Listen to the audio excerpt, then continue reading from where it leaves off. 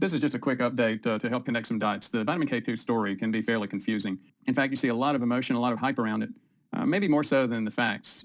This is just a nice infographic that I found on the internet.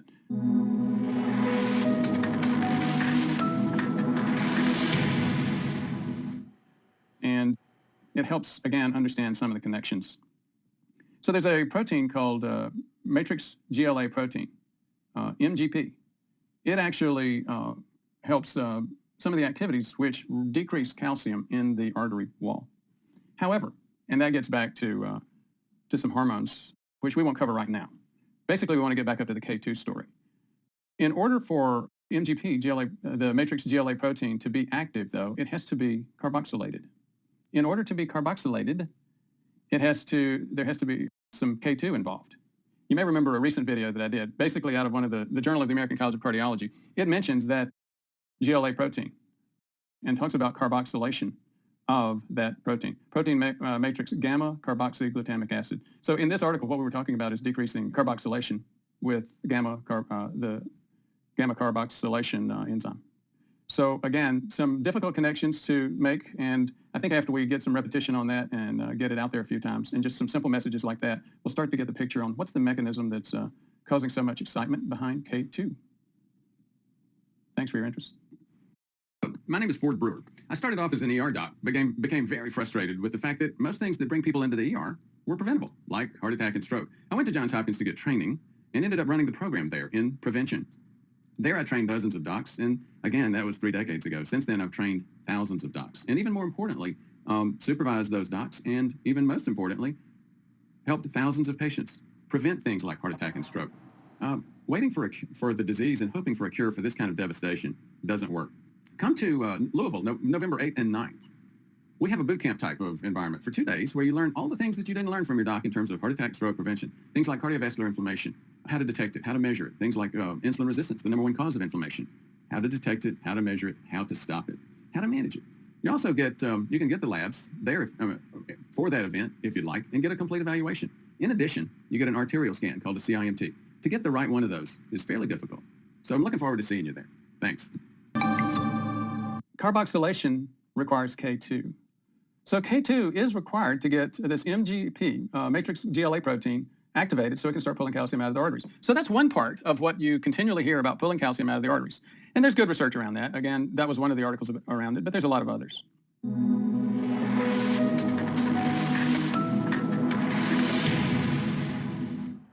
You know, and speaking of the heat and emotion around the K2 issue, it seems like if I've heard it once, I've heard it 1,000 times, that K2 helps vitamin D3 and the body in general deposit calcium in the bone and take it out of arteries.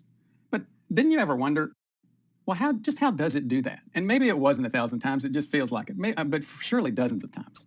Again, so much focus on what that supplement does, but not really that much focus on how is it supposed to do that. And again, this is, we'll just mention a couple of quick scientific articles, but the key part of this video is to get a little bit deeper on the mechanism for vitamin K2, how it can have such an impact in 2 areas. Yes, there's research out there. This is from a respected journal. I've reported on it a couple of times. Vascular calcification involved with a thing called matrix GLA protein. Well, I'm not going to get into gamma carboxylation and all of that business, although that is a part of this issue. Here's another randomized clinical trial, which is, again, pardon the bad graphics here. Here's the bottom line. There's not a lot of randomized clinical trials which are good, they're large, they're publication worthy, and they show decreased plaque in arteries is associated from vitamin K2. And pardon all that stuttering around. I'm trying to find my words and be accurate. I just need to move on, right? This starts to get a little bit more clear on the process and the mechanism. You remember I mentioned matrix GLA protein? That's what this is, matrix GLA protein. Well, what it does is it does help pull calcium out of the walls of soft tissue. But guess what? It doesn't do that unless it's carboxylated. That's where this carboxylation discussion comes into. But again, we won't get too deep. Don't worry about that. The carboxylation requires K2. So K2 is required to get this MGP, matrix GLA protein, activated so it can start pulling calcium out of the arteries. So that's one part of what you continually hear about pulling calcium out of the arteries. And there's good research around that. Again, that was one of the articles around it, but there's a lot of others. Well, what about the other side? So that's vascular calcification and inhibiting calcium in the vessels. What about increasing calcification in the bones? Same thing. There's another protein analogous to matrix GLA protein. It's called osteocalcin. And the same thing happens with osteocalcin. It's inactive in the uncarboxylated form. It has to be carboxylated in order to work well. Let's get a little bit deeper in terms of osteocalcin. And K2, MK7. There's a thing called osteoclasts and osteoblasts. These are two types of cells which control bone growth and bone density and deposition of calcium in the bone.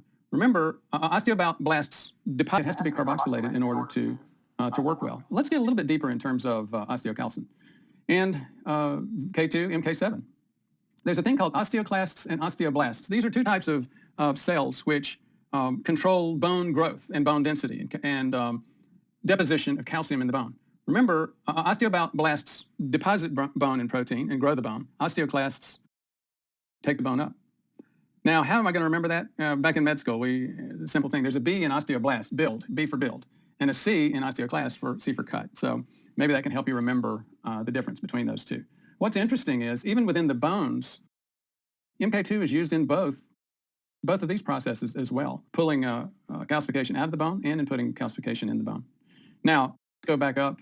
Remember we talked about carboxylation? This is a diagram around the carboxylation. This comes from that Journal of the American College of Cardiology article, and it's talking about the matrix GLA protein. If it's non-carboxylated, it doesn't function that well. It has to be carboxylated.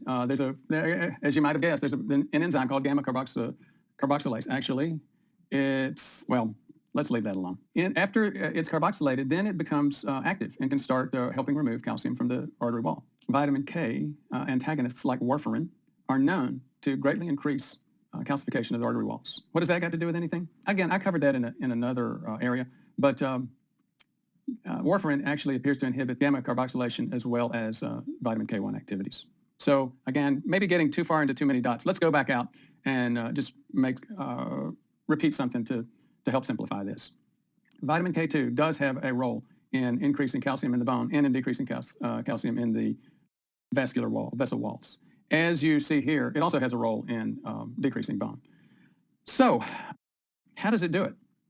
It's part of a thing called a carboxylation process. And I'll get deeper into that. One of the reasons that carboxylation process is very important is it right now is the only lab test that we have that can actually look a little bit deeper into measuring these activities. We don't have great vitamin K2 function tests. And as I've said before, the state of the art is still inconclusive regarding vitamin K2. I'm beginning to see that there's enough information out there for me to where I am focusing more on it, as you can tell. I've committed a few times to doing a series on K2, and that's what I'm doing. How about osteocalcin and MGP, matrix GLA protein? Are they something that is just theoretical? No, they're not theoretical at all. Just go to Wikipedia. You'll see this picture in Wikipedia. It's the actual protein orientation and structure for osteocalcin, which is involved in laying calcium down in the bone. And here's the protein, the amino acid structure. Some photomicrograph images of matrix GLA protein and some other information about it. These proteins are very well known. So again, I hope this helps continue to just push that awareness just a little bit further regarding a very interesting backstory on K2. Thanks for your interest. I shared with you a couple of times. I used to ignore vitamin K2. I totally ignored it for a long time. Then some viewers asked me to look into it, so I did. I went straight to the clinical trials, and there's just not much on clinical trials on K2 yet. Maybe there will be, maybe there won't be. But recently, I got interested yet again in vitamin K2, and I'm going to drop that discussion for just a second and pick up an entirely different thread and see if you start to make the connection here. And again, there may be a significant connection, maybe not.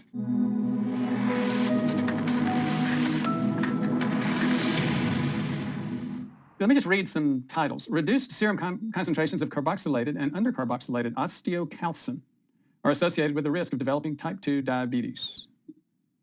The next one, osteocalcin is related to enhanced insulin secretion in gestational diabetes.